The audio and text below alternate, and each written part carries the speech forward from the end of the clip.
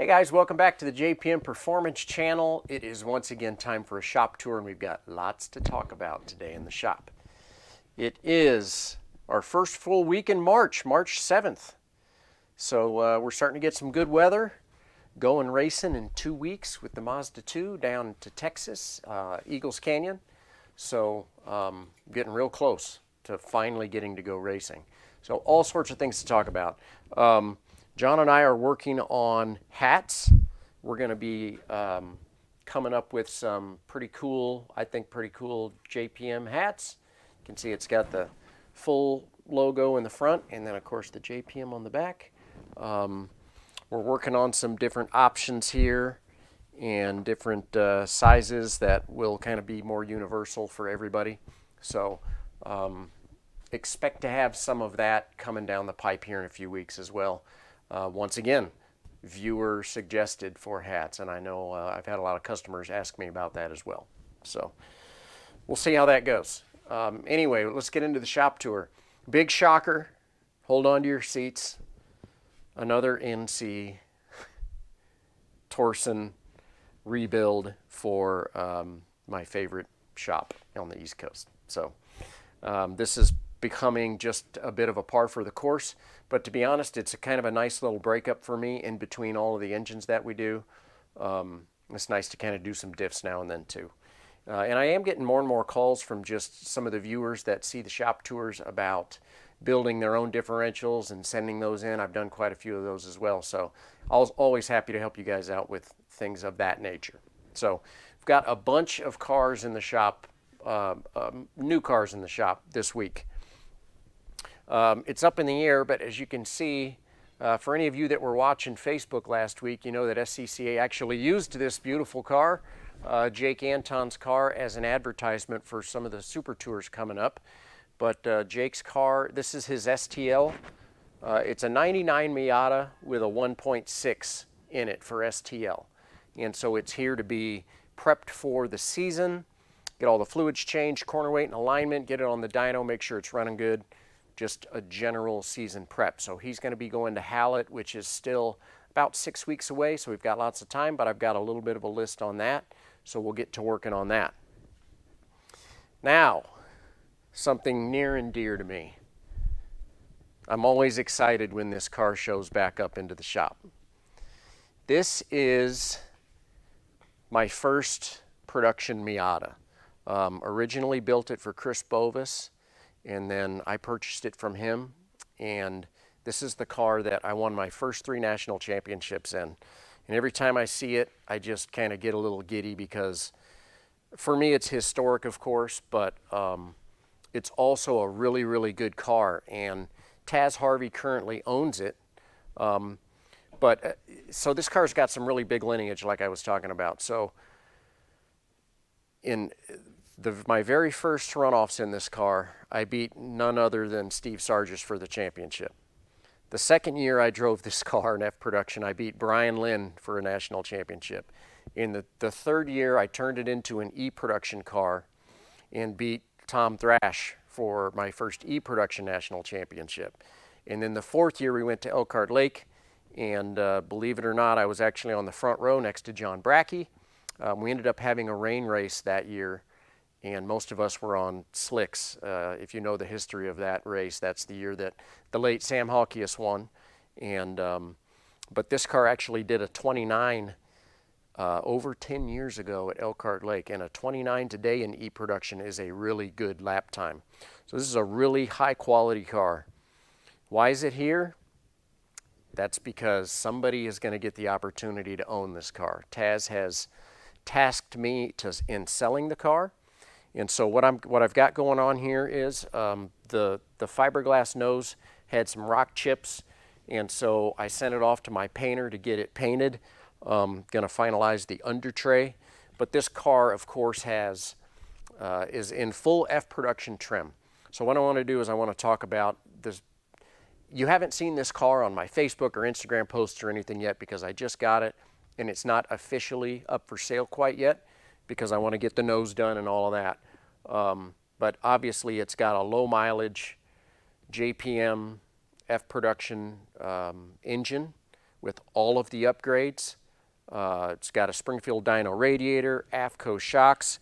You can see it's got Perry Simon's super aerodynamic body on it, which is in really good shape. Last time the car was here, Taz had me do one of my, if you guys have been watching my videos over the years, you've seen these. He had me do one of these rear deck lids, redo it so it's like brand new. Couple sets of Enkei wheels, and this car also has the EMCO EGMT transmission in it, and there are 4 sets of alternate drop gears right here. So that is the PBS replacement transmission that Mazda did with EMCO. All the gauges, AccuSump, 10-gallon fuel cell. I mean, this car is built right. Stop Tech, full Stop Tech brakes, front and rear. It's got the Revolution Manufacturing aluminum front hubs. Every time I kind of look at this car, I keep seeing more and more of the improvements that we've done over the years. It even has one of the Max Pappas Mazda steering wheels in the car. This car is really nice, and this car is going to go to, this is, I consider to be one of the best F-production Miatas in the country, and it's all been redone. Keep your eyes open. If you're interested in something like this, feel free to call me or email me, because we can kind of get started talking about where this car is going to go. I expect it to sell pretty quickly. I'll probably have it up for sale in the next couple of weeks, so look out for that. There we go. Okay, so this is actually Bill Knight's engine and transmission. The engine's completely rebuilt. I've got this nice, I can't remember if we talked about this, but this is how I drop these motors out of these cars. The entire subframe, you pull the studs and the bolts, and you can drop the entire driveline out. But you can see the engine's all back together, sitting in the subframe, just waiting on the header to come back from Jet Hot. We're getting it coated, and it's so much easier to put it on before you put this all back into the car. But Bill's car's just sitting here in limbo for a minute. Just a couple of little detail things to do on it while it's sitting here. Nothing major, but it's just kind of over here out of the way.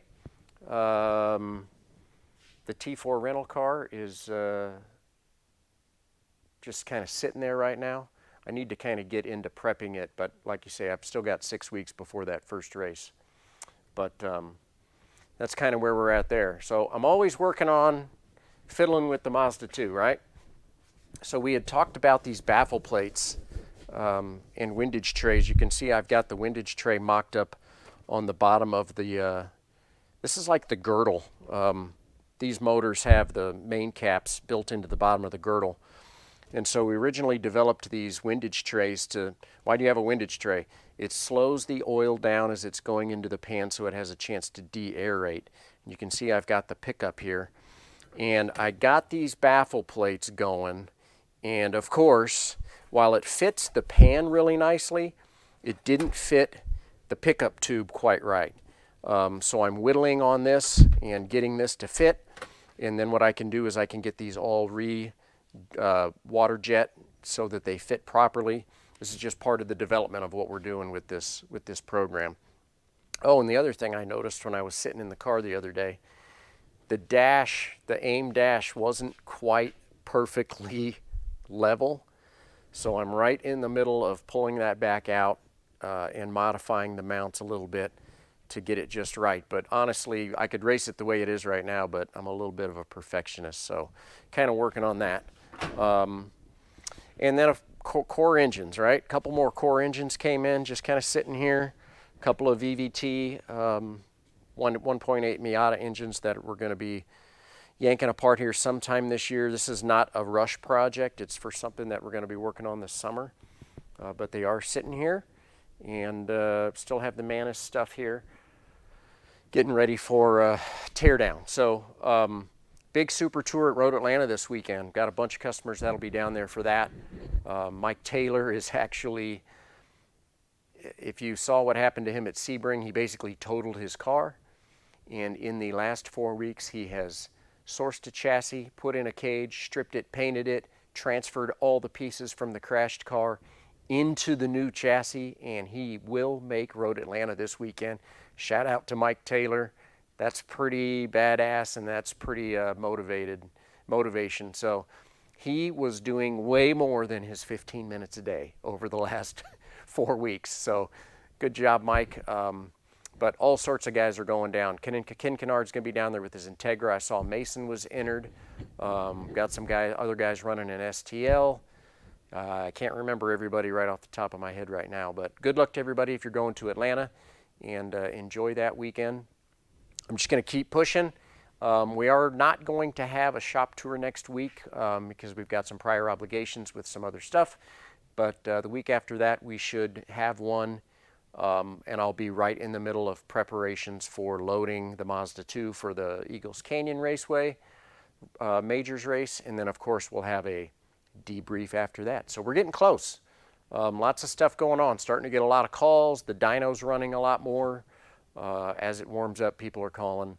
So appreciate you guys watching as always. Got any questions, hit me up. Have a great rest of your week. I'll see you in 2 weeks. Take care.